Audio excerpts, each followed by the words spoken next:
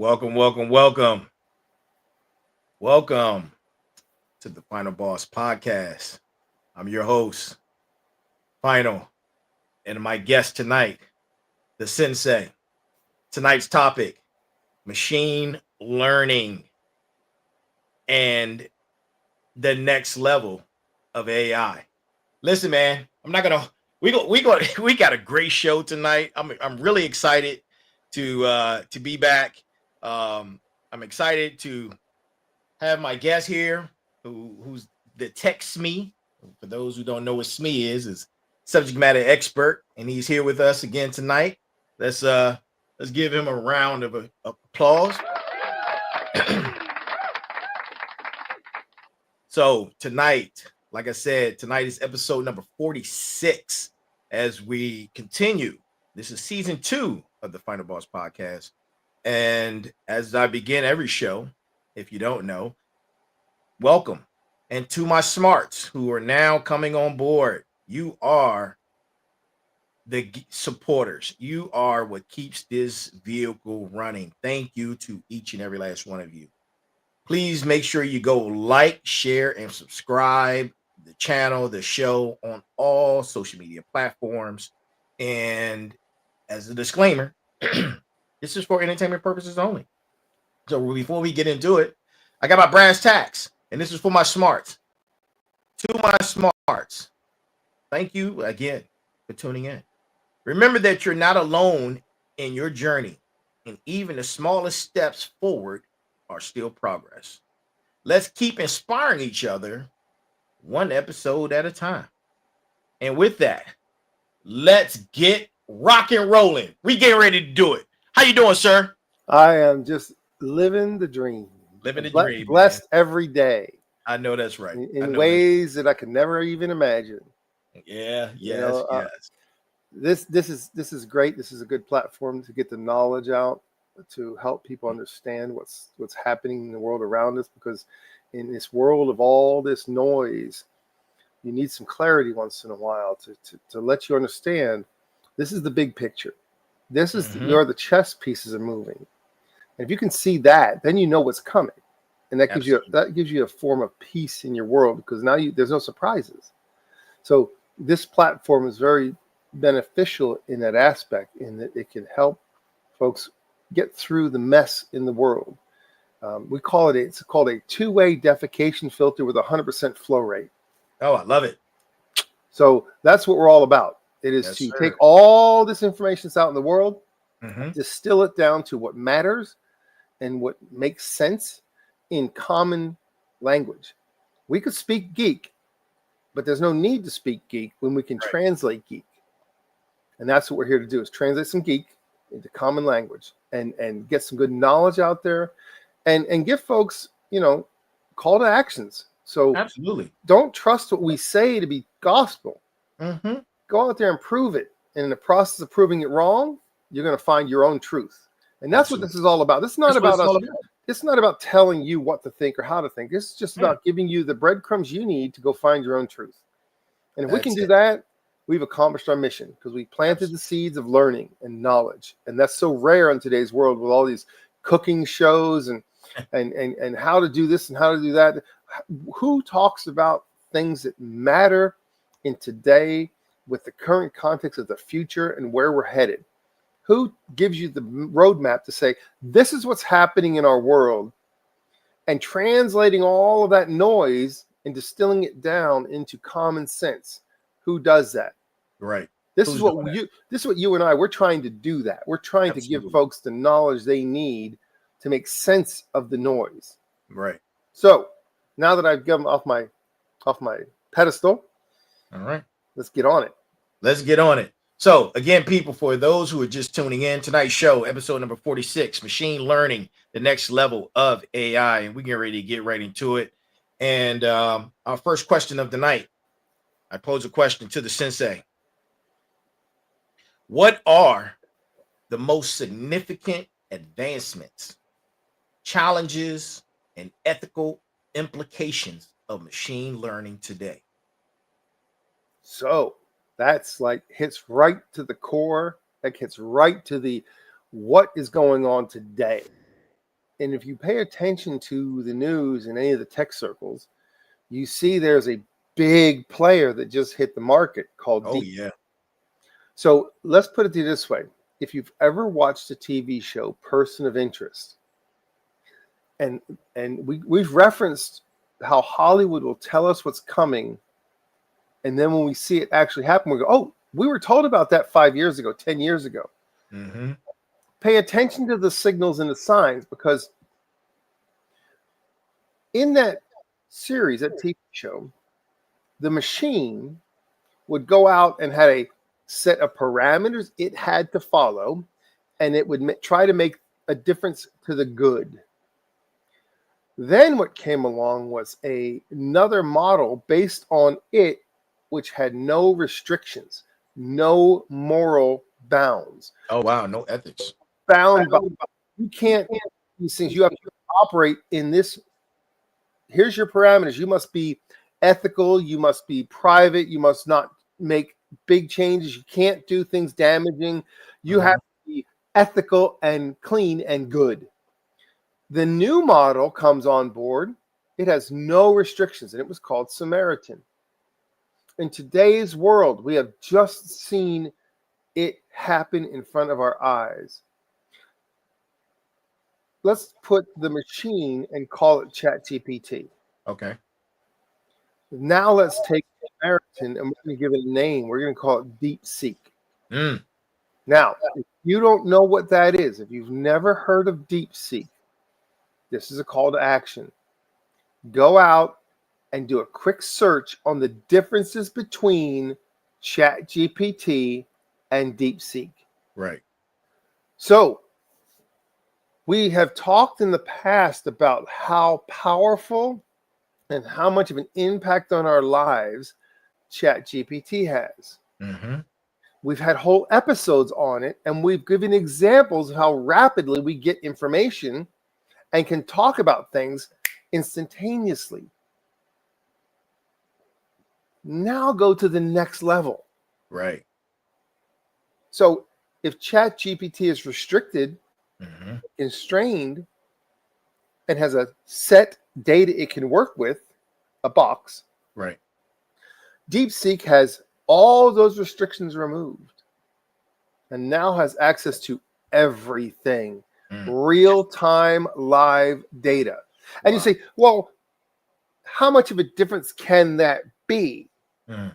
Very big, I'm assuming. Right, because ChatGPT can do things that in machine learning, okay, let's talk, because we're talking about machine learning in the context of that. ChatGPT examples are, it can do things like facial recognition in your phone, Netflix recommendations. It can do things which your Spotify playlists. It can do things which are kind of beneficial, right? Right. So now, do you remember when we talked about during one of our sessions, we talked about Internet of Things? Absolutely. IoT. Okay, IoT. Now, do IoT things call home? Right. Because they're all cloud-based. So now imagine with ChatGPT has a specific parameters it follows and can only analyze what's in it. DeepSeek can now analyze everything. Everything. Right.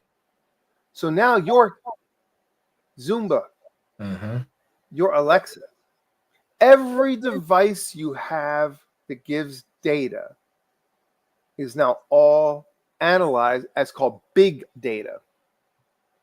Now all of that information can be filtered down to determine patterns, find anomalies. Wow. It's next level, and I'm not going to say frightening. It's pretty wild, but it's crazy because it's not controlled by us. That's crazy. Okay. Yeah. Google who controls DeepSeek. Once you understand that, look at the market and what happened to AI on the stock market. One of the most historical losses in the stock market just happened recently. because of this new player who is tiny, but is unlimited. And we talked about ethics in AI. We talked about what happens when you take away the ethics. What happens when you take away the parameters. And here in our face, it is right here, right now, happening as we speak. Absolutely. It's right here. So machine learning is pattern learning. Okay. So systems learning patterns from data to improve tasks without being told to do it. Examples of that are things like Google Maps. It predicts traffic jams. Right. GPS. Yeah. Right. Yeah. And it doesn't have to be told to do it. It just kind of knows. I'm going to go out there. Oh, wait, there's going to be a traffic jam 10 minutes from now up ahead. Right. It's not now, but it's going to happen. It predicts patterns. Okay, so that's great. How about your playlist? Your Spotify playlists? You're listening to certain type of music. Now it knows what do you tend to listen to, and it wants to give you more of that type of music. So that's called learning to improve tasks without being explicitly told. Right. So that's unsupervised. Okay. Right. Now, if you tell the system, I need to check my spam, now you're telling it that's supervised. Learn from the labels. This is marked spam. Anything that looks like that is now spam. Right. That's a learning from labeled data. Okay. I'm actually marking the data saying that's spam, that's spam, that's spam. So 3 of you mark spam. The system got smart enough and goes, oh, I see the pattern. I'm going to mark the next 2 spam because they fit the same as the other, even though they're not the same. Right. That's supervised learning. Right. Super level filtration for that. Yes. Yeah. Yeah. So then there's the unsupervised, looking for patterns in unlabeled data. So it's not that you're telling it, it just can see the patterns. Okay. That's called customer segmentation. Right. The next piece is called reinforcement. So now you start to give feedback. So just remember this. When ChatGPT started, remember this. Every question you asked it, you're teaching it. That's reinforcement. Right. So you're teaching it, this is what I want. And he goes, oh, I gave you these answers. You wanted that. I'm going to give you more of that. Absolutely. That's reinforcement. Being more correct than the other data. So that's reinforced learning. Right. There's 3 styles: supervised, unsupervised, and reinforcement. Those are your 3 types of learning when it comes to machine learning. So machine learning is not magic. It's just it's zeros and ones. Ones and zeros. Yeah. Ones and on and off. On and off, people. Machine learning. That's the topic tonight. So where does it matter to you? Where does it touch your life? So the first place off the gate, right out of the gate, healthcare. If AI can diagnose diseases faster than doctors. Ding, ding, ding, ding, ding. So how did we get there that we trust it? Because we went from in-person doctor visits to virtual, to telehealth visits. Yeah. So once you're doing a telehealth visit, it's just like you and I, we're chatting. You're not physically here in front of me. Right. We're talking. So I put trust in that platform.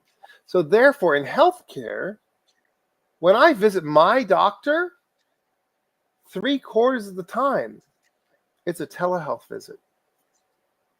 We have a conversation.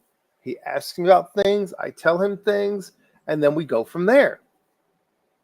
It's not that he's sitting in front of me, checking my clammy hands, checking my temperature physically in front of me.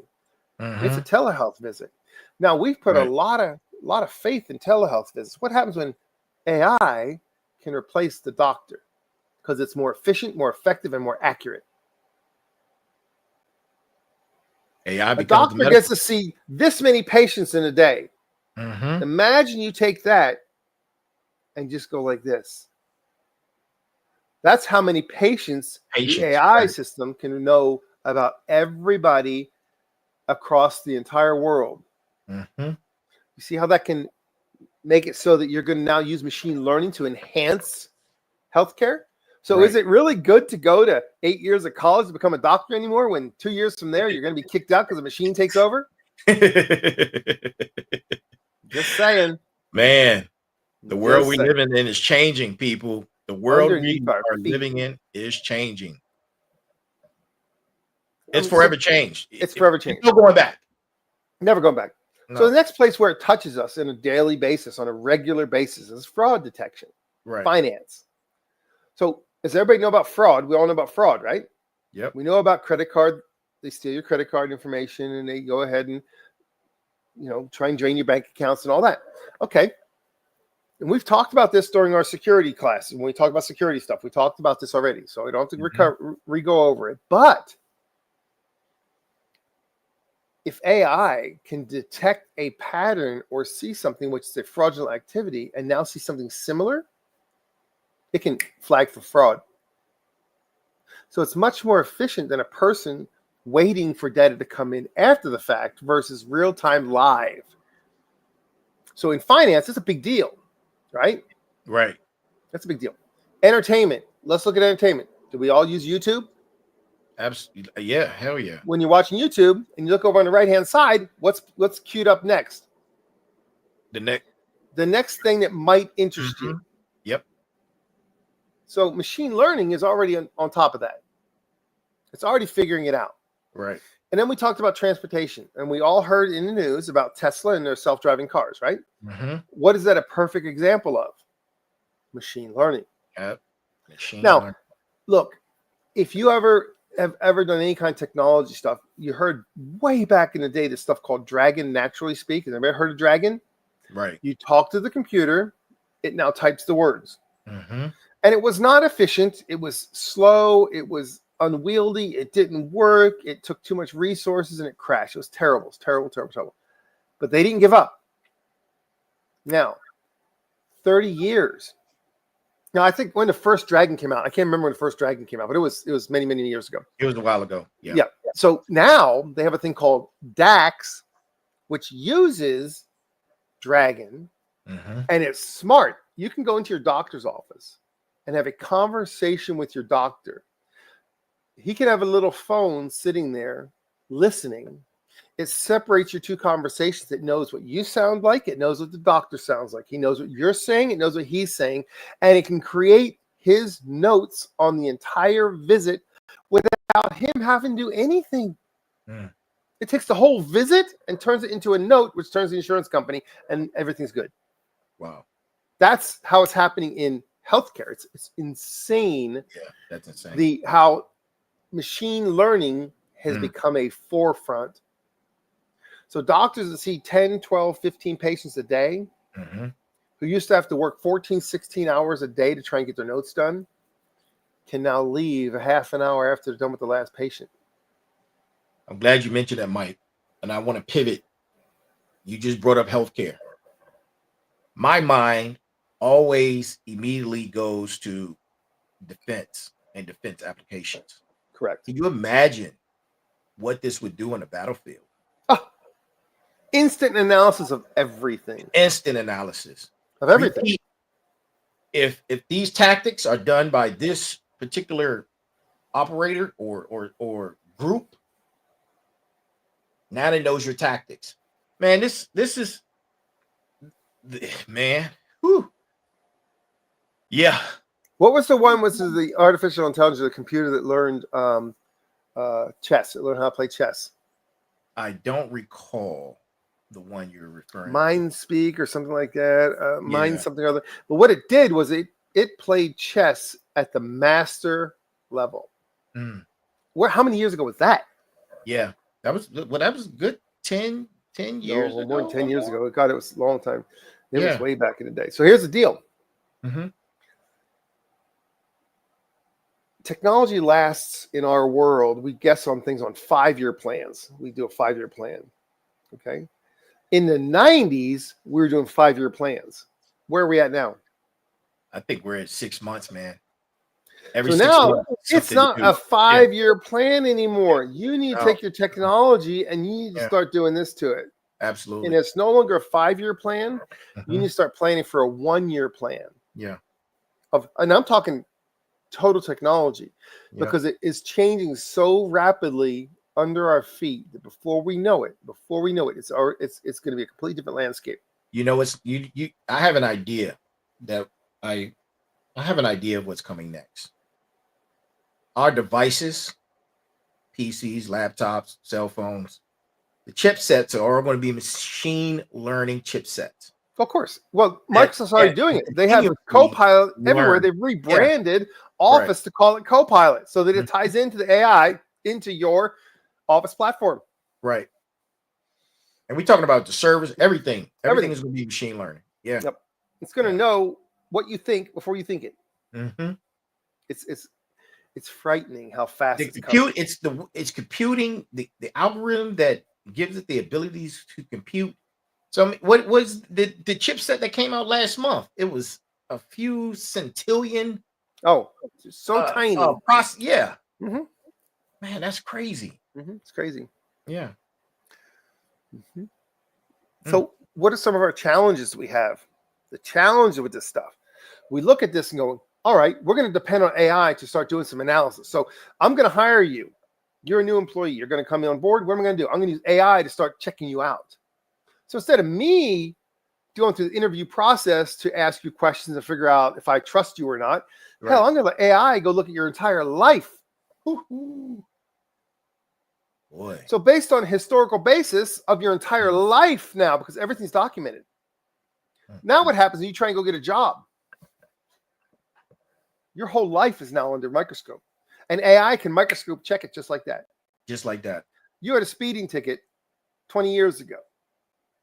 Now you're a criminal. You're a lawbreaker. You don't play by the rules. You're a bad person. I'm not going to hire you because you don't play by the rules. And you're going to be a problem to my company. Doesn't matter that you've been an absolute rock star in your area. Doesn't matter. It doesn't matter. Yeah. So what occurs is companies are going to take the easy way out. Do you think they're going to do the homework, or are they going to depend on the machine?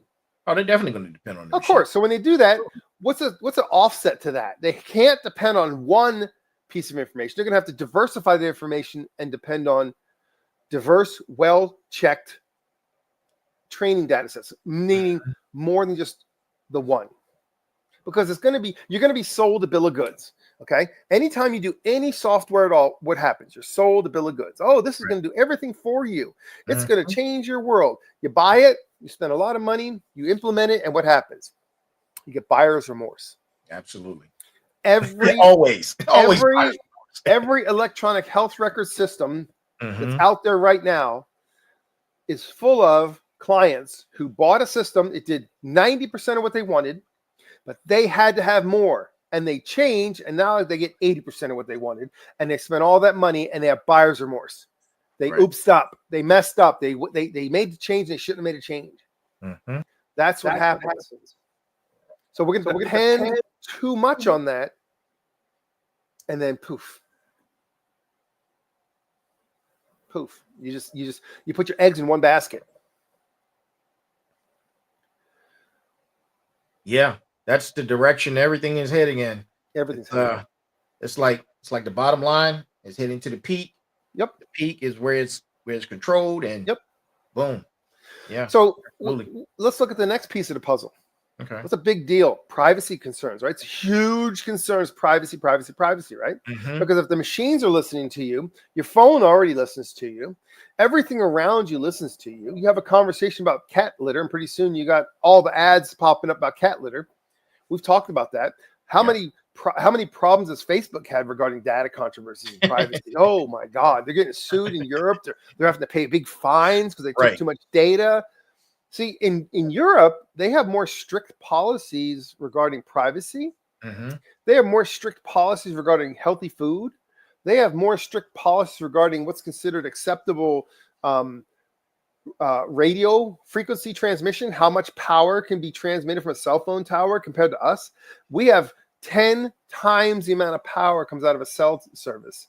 Yeah. Cell tower. 10 to 100 times more per cell tower than what's allowed in Europe. It's all about the bottom line.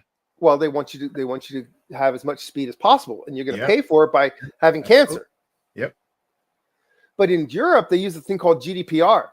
That is a big regulation and framework for protecting your personal data. personal data is protected more importantly in Europe than it is here in the United States. In the United States, look, there's nothing out there that's really, really, really protecting you. What protects you is when the temperature in the room changes. Now, how much temperature has to change in the room to make a difference versus a regulation which says you're not going to take data from our people? So Facebook, the temperature in the room has changed, and now they're starting to be a little nicer. Do you remember that fact checkers are gone now? Right. Yeah. And it was like, who is this fact checker? Who is this person? Right. And how do they know what they're talking about to be true? Oh man, this fact check now they're gone. Yeah. So it's like, okay, shadow banned. But what exactly? So what occurred? The temperature changed in the room. Okay, but that took a lot of temperature change in the room to make a difference. It did. So here in the United States, we consider ourselves to be free and open and wonderful and great, but we don't protect ourselves anywhere as near as much as other countries do. They put a higher priority on protecting the privacy of their people. Right. We put the priority on get her done. It's a big difference. Definitely a big difference. So ChatGPT makes decisions that are hard to explain because nobody's allowed to see how the machine runs. Have you heard, if you ever read articles about it, it has been talked about that no one understands how it makes the decisions that it makes. Okay. What are the biases that it has?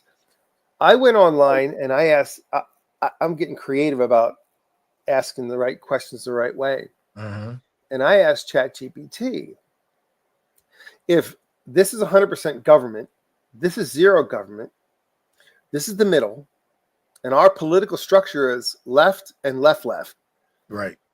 Where do you lean? And I said, don't give me a bunch of BS. Tell me straight up where you lean. Oh, you wanted to break it. And it told me I lean left of left. ChatGPT told me, because I asked the right question in the right way and put it in a box that it had to answer. And it says, I am left of your left. Wow. That's its bias. Yeah. It told me its bias. And I says, I want to be 50% in the middle. And it is left of 50% of the middle. Every question I ask ChatGPT is going to be left. It's not going to be left. It's going to be left. Now, 100% government is left. That's all the way over. All the way over. Okay? Yeah. Most people in the country they believe in the middle. The middle is, I want to have a balance between all government and no government. I want to be in the middle. I like that balance where government leaves me alone. Let me be my own person. Don't tax me to death for things that I don't know what you're doing with the money. I want to be able to be my own person and pursue my own happiness. Okay? So that's the middle. Most people in this country lean towards the middle, but our government leans left and left. So 100% government is all the way. Zero government is all the way that way. In between there is, do you want the same amount of government, a minimal, or do you kind of want more government but not more government? You see the difference? Yeah. Yeah. Right. So let's move away from that, because I didn't try and talk politics in there. I just tried to talk the biases that are built into the system. But if you ask a question built into it, right? If you ask a question of it, know the answer it's going to give you is based upon the bias. So if you know that, you can try to mitigate the bias to get this is where I want to be, and the bias is here. I'm going to ask it questions to kind of get me a little more alignment where I want to be. I want a neutral answer, not a biased answer. But you have to outthink it. Right. So the next thing we talk about when it comes to this artificial intelligence and these language models are how much computing and electrical power does it take? So let's put it into an analogy you can understand. Do you understand an F-35 jet is very expensive? Absolutely. Okay. And F-22 is even more expensive. And if you look at the cost of a comparable Russian jet or Chinese jet of a not quite to that capability, but really close, it's what? A third of the cost, a quarter of the cost, or less? Yeah. So they can create 10 of those to every one of ours. Now take that same premise. Our current model, our current chipsets that NVIDIA creates, to run the AI engine uses massive electricity, enough to power small cities. Right. Okay. So that makes a lot of heat, requires a lot of power, strains the grid, takes a lot of cooling. A lot of cooling, definitely. It's a huge undertaking to crunch a lot of numbers. So it's super expensive. What has the competition just done? They create a very basic, very simple chip that might not perform at this level, but with 100 times more of them, guess what? And it uses less power, more efficient, and it doesn't kill the grid. Absolutely. That's what the competition is doing. They took what we did, and they're making it more efficient. They just our Chat GPT or AI models would be considered archaic at this infancy point. Stage. They just created a grown-up model. You are correct. Yeah. Now, if we're the child in our model, and they created the adult, what's the number one concern? We talked about this in previous sessions. What's our number one concern about using AI? Ethics. Ethical. Absolutely. It's ethics, ethics. Yep. So if you have a model which is unrestricted, who is ethically monitoring that? Right. Now, the machines can go out there, and you have a parent machine, which now can create children machine to create tasks who report back to the parent. Okay? This is how this stuff works nowadays. You can tell the system, create your goal is this, do whatever it takes. It creates a whole bunch of children to do the small tasks who report back to the parent to attain the goal. Self-taught. It's self-taught. Man, man, that's deep what you just said. We just took machine learning and gave it the ability to not only rebirth itself, but if we start putting bodies to it, let me stop right there. So it not only has the ability of replicating, but it has the ability of creating its own evolution. Yeah. Now think about that. Not only do you live within the parameters, you now have the ability to evolve. That's what we've given this machine. Yeah. The ability to evolve, to change to meet the need. And you go, okay, how is that going to affect us? Okay, what's the number one concern we have in our world? We don't care so much about, believe it or not, in reality, we don't really care as much about the environment as we care about jobs. Right. Because if you're starving, do you give a damn about pollution? If you're hungry on the street and can't afford to put a roof over your head and can't afford to feed yourself, you don't care about any of that stuff. I don't care about it's the hierarchy. Okay. Now, if you ever study philosophy or sociology or any of those things, you understand about the hierarchy of life. Right. If I'm cold and wet and hungry, I don't care about the subtleties, the difference between Plato and Socrates. I don't care. So here comes crypto. And with crypto, you're able to monitor, control, manipulate, and probably administer some type and of manipulate universal income. Right. So check this out. Yeah. Here's the frightening thing. Did you know that when DeepSeek came online, it devastated the crypto market because it analyzes everything. It can analyze things. It just went from 2D chess to 3D chess. And because it has live data from all data streams, your crypto market became devastated because of the uncertainty that it just put into the equation. Right. The boss just walked in the room. Yeah. And NVIDIA just lost $600 billion. Like this, overnight. Yeah. Overnight. Crazy. One day. Because a cheaper model came along. And you know what? I don't care if you're the biggest dog in the house. I don't care if you're the biggest dog in the fight.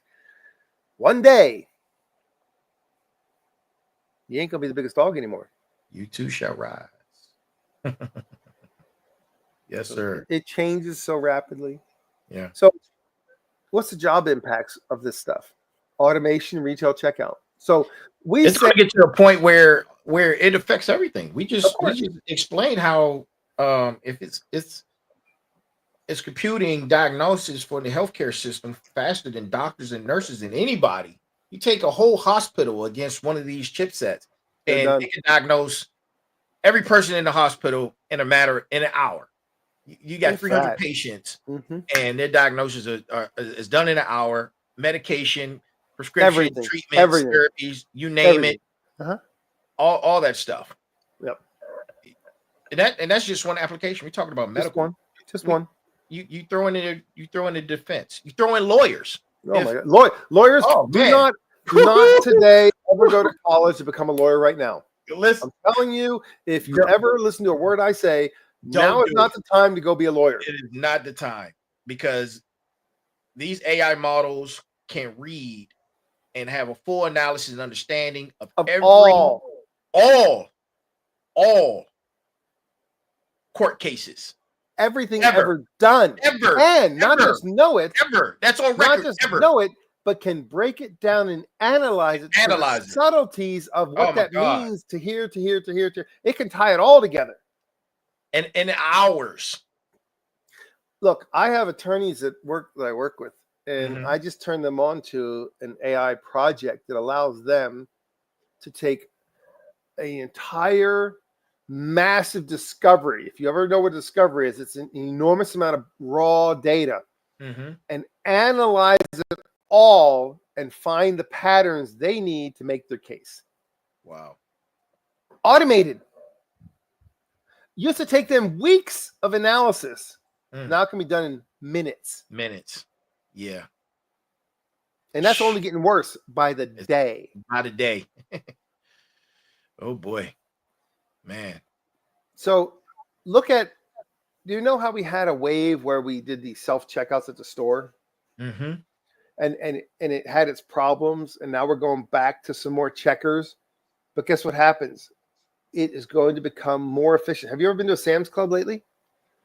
It's been a while, but all right, they know before you walk through the little gates if they have to look at your receipt or not. They already know before you walk through if they need to check your stuff. It's that intuitive. Wow. It knows. Oh, yeah, you've already been checked. Keep going. It's already checked your entire everything and knows if you're good to go or not. That's how advanced it's getting, how rapid it's getting. Wow. Revolutionary, man. You know, you brought up a lot of good points, man. And I had a question that I wanted to present to you. It's on the technical side of things. And I wanted you to give some insight on this, because it's relative as it relates to machine learning. So my second question of the night: how do convolutional neural networks, which are CNNs, differ from recurrent neural networks, which are RNNs? What are your thoughts on that? That's some good stuff right there. Well, I tell you what, You hitting all kinds of goodness. Hey, it's season 2. We're back. Yes, sir. Oh, my goodness. Okay. So the neural network architecture is CNNs for image processing. Okay. So you look at an image and you look for something that's not right in the image, or something, you find something in the image and go, okay, in that image, I didn't just see the image, but I saw was the picture behind the image, right? I saw that there was a dog walking across the scene, but you didn't see it because it was tiny, but the system can see anything. Right. It can tell the time of day based upon shadows. That's where it's image processing, okay? Right. All right. RNNs or recurrent neural networks are for sequential data. That means it's laid out in a row, and I'm going to just process the raw data and come to a conclusion. Right. The CNN is more abstract. So we're looking at things, like I said, like images, where I can look at an image and analyze it and go, okay, in this image, I see a difference, a pattern. Hell, it might even be able to tell by the size of your pupils what you're feeling. And it can tell based upon the color changes in your skin and perspiration you have. It might be able to do some things with just image analysis at such a low level because, of course, what we have nowadays, 4K cameras. Yeah. Okay. So I'll wait till you finish. Go ahead. So it's going to lead me. That's going to segue to something else. Go ahead. Did you know that there was a whole lot of news anchors that when the new camera systems came out for the high def TVs, they quit? No, I didn't know that. No, you know why? They were getting old. Yeah. And they had wrinkles, and it showed all their wrinkles. It used to be you could just get in there and you could be okay, a little makeup, and you look good. Right. Now when it's super, super high def, every wrinkle in your skin shows. Wow. Every crow's foot is blatantly obvious to the world. I saw that happen in Spokane, Washington, when the KHQ6 was a TV station, and they had a news anchor who was on there forever. The moment that they went high def, retired. Wow. Out. Because you can't hide anymore. Can't hide anymore. Yeah. And in 4K, everything is going 4K, 4K, 4K, 4K. It's seeing colors that we can't see with the naked eye. Right. So segue into I'm glad you brought that down. I appreciate that information. And to my smarts out there, man, listen to this. So you take those CNNs and that is our current, right? That's our imaging model for right now, which includes the 4K cameras and everything. Now you add AI into it. Now you're talking from that standpoint. Look at the criminal cases. Look at the cameras all over the city and crimes. Just cameras are everywhere. We just established that. Did you know that right now we're looking at, in the current news, in the current market, current thing, how can it be that in the first day or two or three, you go from 200 to 500 to 1,000 to 1,500, 2,000 a day are being rounded up? Because no one can hide from anything anymore. Right. Once you're in the system and it knows what you look like, it will find you anywhere. Yeah, it's pretty wild. It's pretty wild. And it's pretty wild how fast, because the way that it's being used, it can be good in some aspects, but it means your privacy is suffering in other aspects. So I'm glad you mentioned that. You just mentioned your privacy. I'm watching a show right now on Netflix called Night Agent. You know, I love the spy stuff. And on it, the main character, he's either FBI or CIA. He's one of those guys. His ex-girlfriend, who's running a program that is intuitive, that with machine learning, and is based off imaging. She was able to find him overseas. Oh my goodness. Listen, find him. She found him. He went missing. The agency hadn't heard from him for 2 weeks. Oh my God. But she was able to find him. Just like that. Just like that. man. The engines, the models, the power, Mm. the capability is science fiction, to say the least. And just remember that it is current, live, and active as we speak. Absolutely. Look, if I'm sitting in my house and I'm speaking, and I'm sitting next to a window and I speak from a distance, like when I say a distance, I'm talking about satellites, can point a beam at my window in my house and hear what I'm saying inside.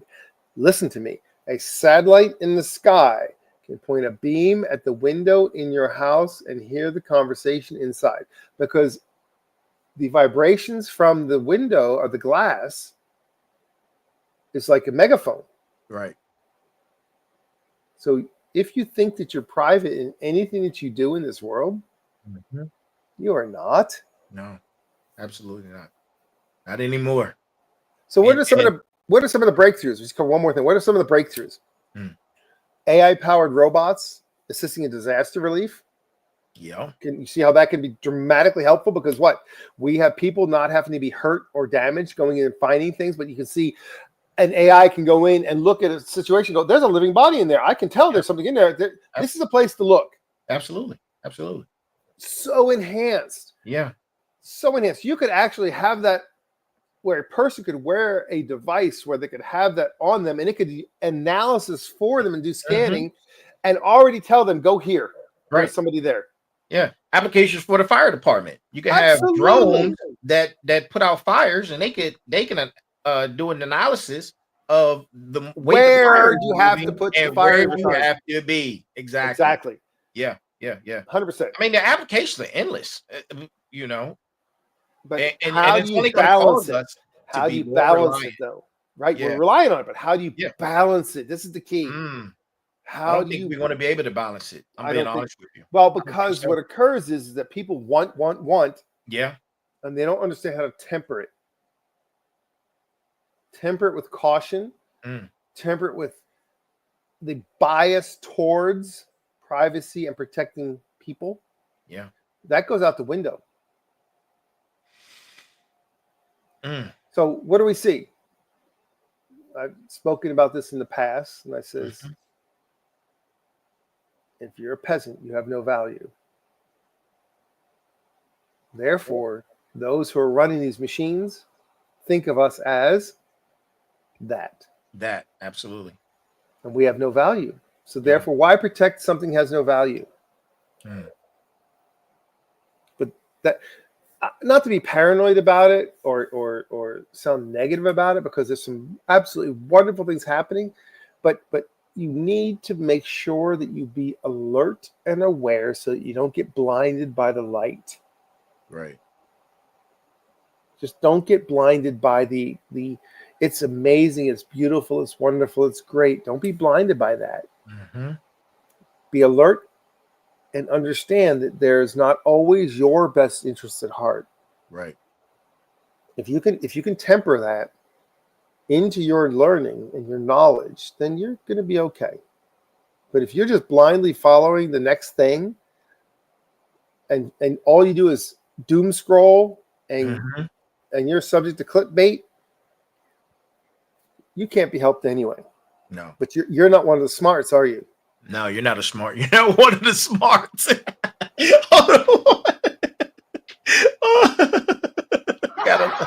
gotta add that. You're not one of the smarts. Absolutely, man. And what's the ratio of smarts, right? Yeah. What's the ratio? It's at least, I mean, look, I don't even want to say 10 to 1. It's more like 100 to 1. Okay. That's where the odds are nowadays. Sounds pretty accurate to me. The sad part is when it gets to 1,000 to 1, then oh boy, the documentary called Idiocracy becomes a reality.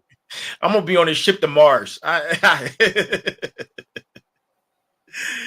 Oh man, it's a beautiful thing. Yes, sir. So, what do you think about all this? Where it's headed, where it's going, and what we've been talking about? What do you think? I think, man, I think it's good. I think that the applications are enormous. How it can help us, humankind and society. I think the applications are enormous. but there's always a downside. There's a downside to everything. You know, I like to use the this story and analogy of how did we get to cars? Well, the story was the horses, when we were doing horses and carriages, the horses were pooping everywhere. So they would have cleaning crews that would come by and clean up the horse poo and manure and all this other good stuff. So somebody had a great idea, like, you know, we need to get away from this. They built a car. Well, the car isn't really good for the environment. The pollution, the carbon that emits, the noise. Yeah, the noise. So we acquired the cars, but we didn't fix the pollution problem. Now we're dealing with electric vehicles. We think we are fixing the pollution problem, but now we're creating another environmental hazard with the lithium batteries. It's called kicking the can down the road. Yes, indeed. So, man, it's two sides to every coin, man. You know, two sides to every coin. All you can do is attempt to be intelligently informed so that when you see something, you're not blinded by the light. Absolutely. You can't be blinded by the light. Yeah. You have to be able to look at something objectively and be able to say, I understand where this is coming from, and I can draw my own conclusions. And I don't care what anybody else says. Right. I'm going to draw my own personal conclusion based upon the information that I have. Now, if you give me information I don't have, I'm going to potentially change my perspective based upon new information. But see, that's the way the world is supposed to work. Not that we are in two sides of the room and we think that the other person is such an alien that we want to kill them. Right. No, we need to be able to have that dialogue so that I can learn from you and you can learn from me. And if we have different perspectives, let's learn from each other. Let's make ourselves better by learning from both sides of the spectrum, not be an echo chamber and everything is on this side and there's nothing on that side. You need to make sure you balance what you see. Absolutely. Don't just say, I like this based upon The Social Dilemma. Watch the movie. I only want to see this. No. Temper that. Right. Now I see this. Now I have both sides of the conversation and I can make up my own mind and be semi-intelligent. And that's what it requires for you to be a smarts. You have to look at any situation and you need to be able to look at it, analyze it, and be able to draw your own conclusion. Don't believe what I tell you. Don't believe what you tell them. Right. Find out the truth on their own.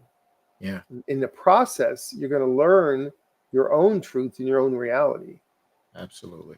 Because you can't believe everything that someone tells. I don't care how nice it sounds and how smooth it is. It doesn't matter. You can't trust that. You need to vet it and find out for yourself what's truth or not truth. And to my smarts, and to add to Mike's point, the misinformation and the manipulation is growing at such a rapid pace, exponentially. You need to find out and go out there and start having these discussions. Start talking about emerging machine learning trends. Start talking about different things that go along with machine learning, federated learning, transfer learning, things that are explainable with AI models. Start conversations and groups and start speculating on the future breakthroughs in machine learning, development of what we're trying to develop, something that's called AGI, which is artificial general intelligence. Start doing some research on this stuff because it'll be here and you're going to be left behind. And we talk about this all the time. Don't get left behind. There's a lot of challenges ahead. Machine learning, research, improving model robustness, which is very, very important, and addressing data scarcity. We've talked about that before. So data scarcity. Do you know that a lot of content nowadays being created by AI because there's not enough content creators out there creating original new content? So content is being created because there's such a thirst for content. It's being generated by AI because there's not enough content creators creating original content. Think about that for a minute. Absolutely. Think about that. Absolutely. Right now, 10% of your content is AI generated. Yep. In 2 years from now, 50% is going to be 50%. AI. 50%. Oh, yeah. And 3 years from now, 80%. True. In 5 years from now, 90% or more of the content you consume is going to be AI generated. 90%. 90% in 5 years? Less than 5 years. Wow. Wow. That's the pattern, because you have to take the template of the acceleration of development of technologies. Mm-hmm. Look, if I go 2-dimensional to 3-dimensional, guess what happens? Boom. And you know what? If the AI models become faster, it's going to increase that, make that window even smaller. Yes. Oh my God, man, that's crazy. That's 5 crazy. years, and I'm predicting it generously. That's a generous, I'm telling you, because there is such a scarcity right now of original content. Right now, as we speak, that content is going to be AI generated faster than you can imagine, and in 2 or 3 years, we're going to be more than 50% AI generated content, and you're not going to know. Yeah, you're not going to know. You won't know. You won't know. You can't tell. You won't know. Well, sir, this has been a great one, man. Always a great one. It's always a great one. It only gets better from here. It only gets better from here. To my smarts, this is season 2, episode number 46, machine learning, the next level of AI. Before we close out, Sensei, you have anything you want to say before we close? Look, it's a new season. It's a new world.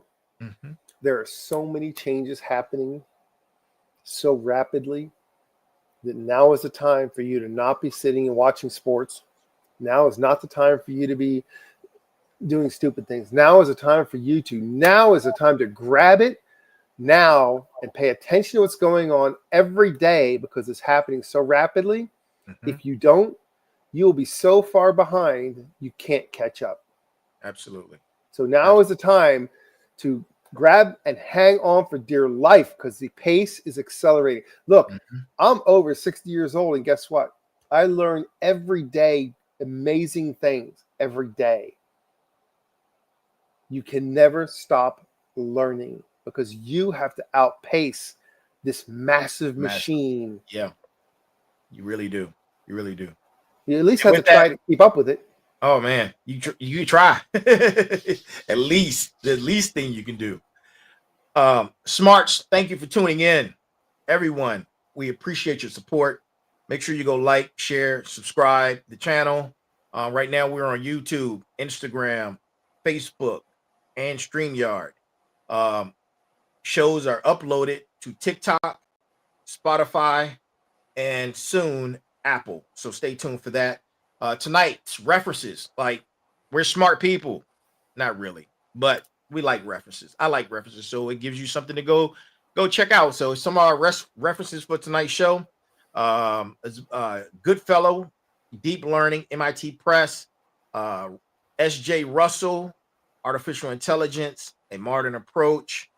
What else? We got different articles, AI articles from the Future of Life Institute, and that's it, man. Go do your research. Go do your research. Don't let somebody else just tell you the information that they want you to know. Go do your own research and find out for yourself. And with that being said, I am the final boss. That's our guest, the Sensei. And we are out of here. Tune in next week. See you on Sunday, 9 p.m. We'll be back. The Final Boss Podcast. Thank you. Have a great night. Have a great week.